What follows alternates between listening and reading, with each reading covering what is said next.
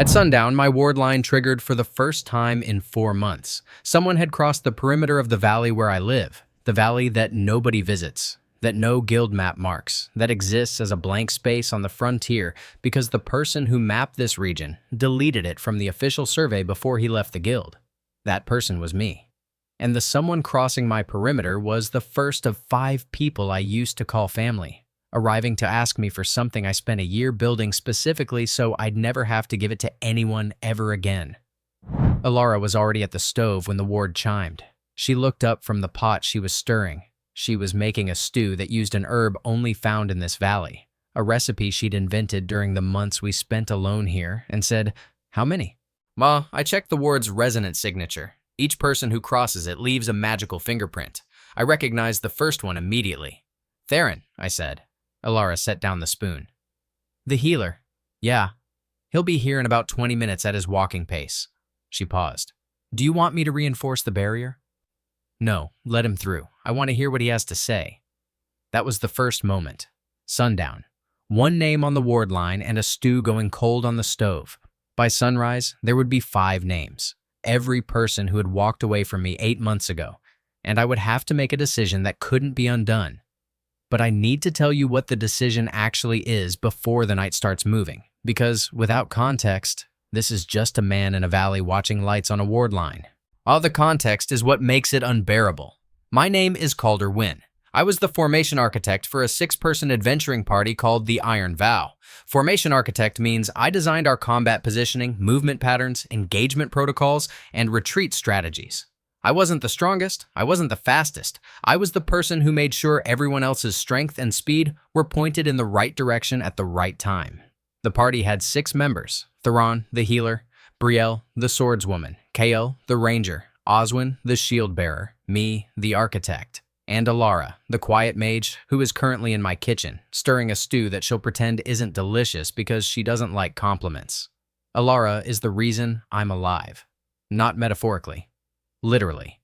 And she is the reason I didn't walk into the frontier alone 8 months ago and let the wilderness solve the problem of being unwanted. But that's the end of a different story. Tonight's story is about the other 4 and what they need, and what it will cost me to give it to them. 8 months ago, the summoned hero, a man named Aldrich Vane, recruited my party. Not all of us. 4 of them. Theron's healing expertise was needed for the hero's personal medical team.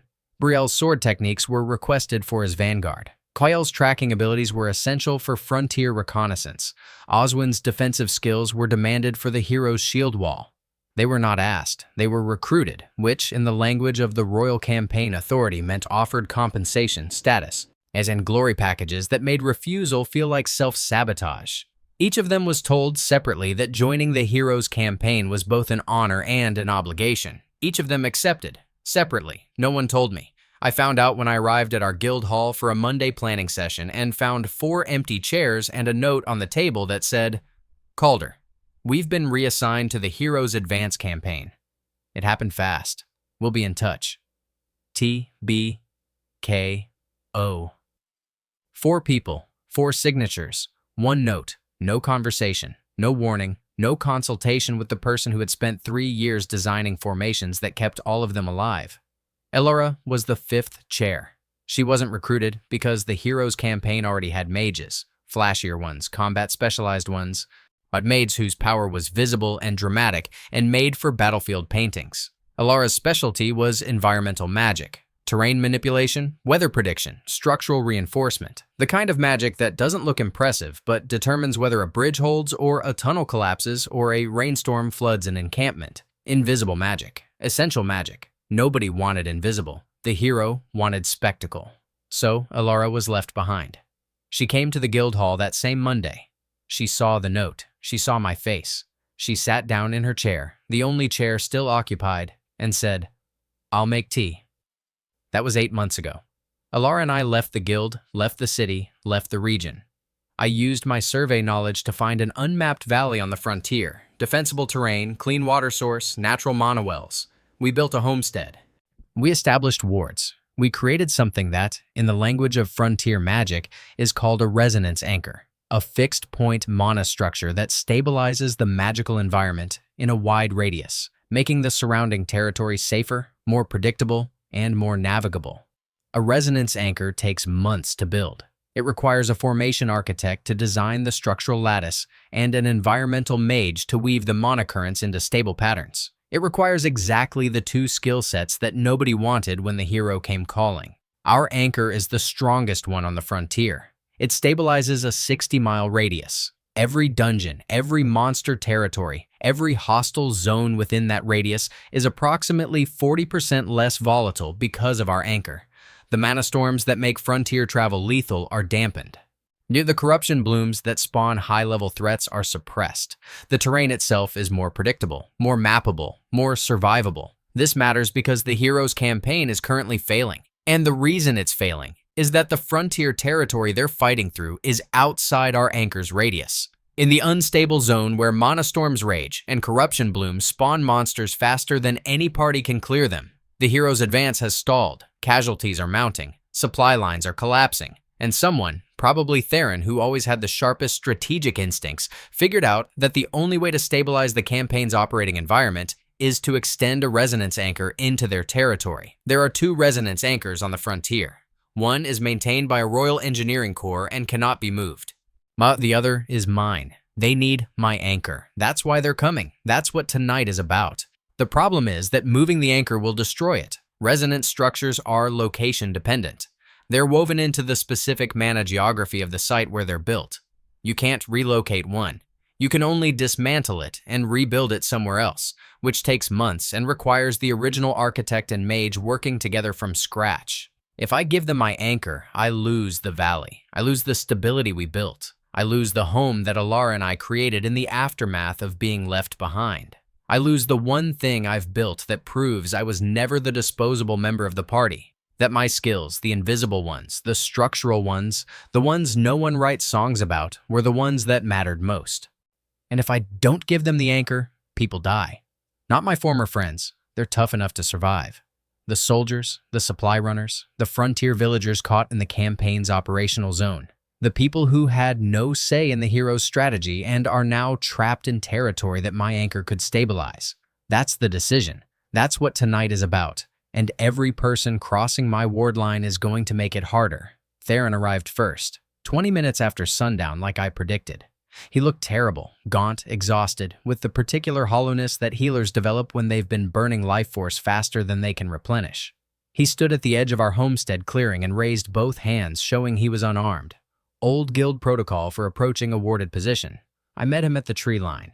My Allara stayed inside. I could see her through the window watching. Called her. His voice was rougher than I remembered. Thank you for letting me through. You have about 30 seconds before I decide this was a mistake. He didn't waste them. The campaign is collapsing. We've lost control of the operational zone. Mana storms are hitting every 72 hours instead of weekly. Corruption blooms are spawning Class A threats faster than we can neutralize them. We've had 46 casualties in the last month, 11 dead. I'm aware the mana instability is detectable from my anchor's sensor grid. Then you know we need help. I know you need my anchor. He was quiet. Then, yes. Who sent you, Theron? The hero? No, I came on my own. The others are behind me. Brielle, Kale, Oswin. They'll be here within the hour. But I wanted to arrive first because I wanted to say something before this becomes a negotiation. Say it. I'm sorry, for the note, for not telling you in person, for treating your role like it was optional. He swallowed. I've spent 8 months watching what happens when a campaign operates without a formation architect. Every engagement is reactive. Every positioning is improvised. Every retreat is chaos. The hero's combat power is enormous, but combat power without structure is just violence. You were the structure, and we left you behind because structure is invisible and violence is glorious. I let the silence sit between us.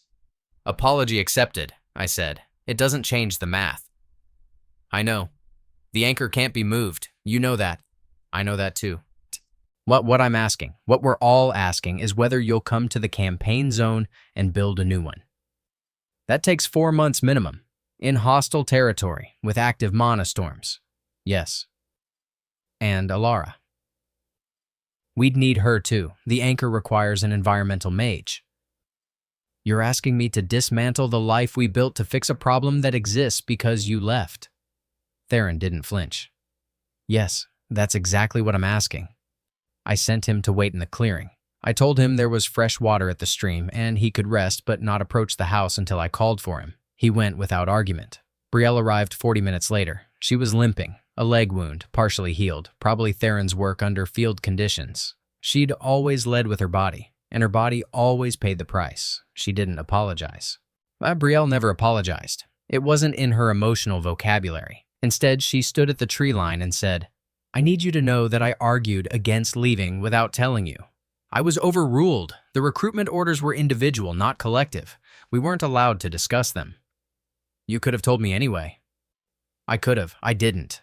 And every formation we've run since has been worse than the ones you designed. And I've got a scar on my thigh from a retreat that went sideways because nobody in the hero's party understands how to coordinate a withdrawal under suppressive conditions. I designed those withdrawal formations specifically for your movement patterns, Brielle. They only work if you're the one executing them.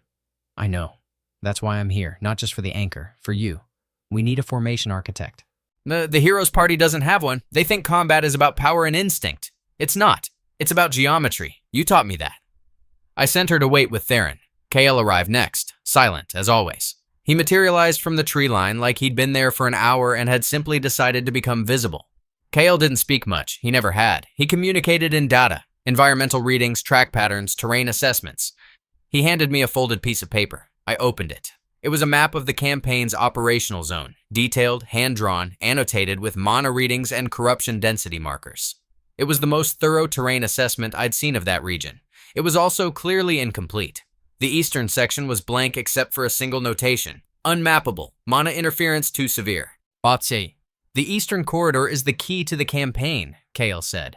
If we can push through it, we reach the Demon Lord's supply lines. But the mana storms in that section are so intense that no reconnaissance team can operate for more than 2 hours.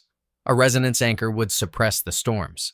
A resonance anchor positioned at the corridor's entrance would make the entire section navigable. The campaign could advance. The war could end. And without it? The campaign stalls indefinitely. Casualties continue to mount. The hero's strategy becomes a war of attrition against an environment that favors the enemy. I took the map. I sent Kale to wait with the others. Oswin was last. He arrived at full dark. I could hear him before I saw him because Oswin had never been quiet about anything in his life. Yet he crashed through the underbrush like a bear with somewhere to be. He didn't stop at the tree line. He walked straight up to me, and he was crying. Oswin, the shield bearer, the wall, the man who had taken blows that would have killed anyone else without blinking, was standing in front of me with tears running down his face. I can't do this anymore, Calder. I can't stand in a formation that doesn't make sense and watch people get hurt because nobody knows where to put them. I dream about your formations. I dream about the way you used to position me, always in the right place, always angled to cover the weakest point. I haven't felt safe in 8 months because safety wasn't about my shield. It was about your mind behind my shield. Oswin, I left because they told me it was an honor. They told me the hero needed me. Yeah, and he does. He needs bodies to stand between him and the enemy. But he doesn't understand what I am. You understood. You knew I wasn't just a wall, I was a pivot point. You built formations around me. You made me essential. The hero makes me furniture. He wiped his face. I don't care about the anchor. I don't care about the campaign. I came here because I want to come home. I sent him to wait with the others. Then I went inside. Allara was sitting at the kitchen table. The stew was cold. She hadn't eaten. She'd been listening, not through the walls, but through the valley's ambient mana field, which she could read the way other people read facial expressions. She knew who had arrived, what they'd said, and approximately how I was feeling. Because the mana in the homestead shifted with my emotional state, and she'd spent months learning to interpret the patterns. 4 of them, she said, all asking for the same thing in different ways. They want me to build a new anchor in the campaign zone. I know. It would take 4 months, hostile territory, mana storms, active combat zone. I know. We'd have to leave here. She looked at the kitchen, at the stove she'd learned to cook on, at the window where she watched the valley every morning, at the herbs drying on the rack that she'd gathered from the mana wells, at the home she'd built, not with magic, but with patience, with the quiet, persistent labor of a woman who had been overlooked her entire life and had finally found a place where her work was the foundation of everything. I know, she said again, quieter this time. I won't do it without you. If you say no, the answer is no. I won't ask you to give up what you built." She was quiet for a long time. Outside, I could hear the others in the clearing. Low voices, the crackle of a fire someone had started, the sound of people who had traveled a long way and were too tired to pretend they weren't exhausted. "Calder," she said, "why did you build the anchor?" "What do you mean?" "When we came here, when we found this valley, you could have built a cabin and lived quietly, but you spent months constructing the most powerful resonance anchor on the frontier. You stabilized 60 miles of hostile territory. You made the region safe for travelers and villagers and supply runners who will never know your name." She looked at me. "You didn't build it for us, but you built it because that's what you do. You make things stable. You create structure that protects people. You can't not do it." "Allara, if 46 people are hurt and 11 are dead, and the number is going to keep climbing because the environment is too hostile to operate in, and you have the ability to fix it, and you choose not to because you're angry at the people who left." She paused. "Then you're not the person I stayed for." That landed like a hammer. The person I stayed for is the one who builds formations to keep people alive, not the one who withholds them to punish people who didn't appreciate them. They left me, Allara. They left us. I know, and it hurt, and the hurt is real and it's valid, and I will never tell you to forgive them before you're ready. She stood. "But the soldiers in that campaign zone didn't leave you. The supply runners didn't leave you. The frontier villagers didn't leave you. Those people are dying in an unstable environment that you have the specific, rare, irreplaceable ability to fix. And the question isn't whether your former friends deserve your help. The question is whether those people deserve your anger." The kitchen was quiet. The ward line hummed. Outside, 4 people waited in the dark. I sat down at the table. I put my head in my hands. And I felt it. The specific grinding weight of being the person whose skills are invisible until the moment they're desperately needed. And then suddenly everyone remembers that the man who draws the formations is the reason anyone survives. "If I do this," I said, "I want conditions." "Of course you do. You're a formation architect. You don't do anything without conditions." "The anchor is mine. The design, the placement, the operational control, mine. Not the heroes, not the campaigns, mine and yours." "Agreed." "I'm not rejoining their party. I'm not part of the hero's command structure. I operate independently with my own authority over the anchor zone." "Agreed." "And when the anchor is built and the corridor is stabilized and the campaign can advance, we come home. Back here, we rebuild what we took apart." Allara looked at me. "That last one isn't a condition for them. That's a promise to me." "Yes, it is."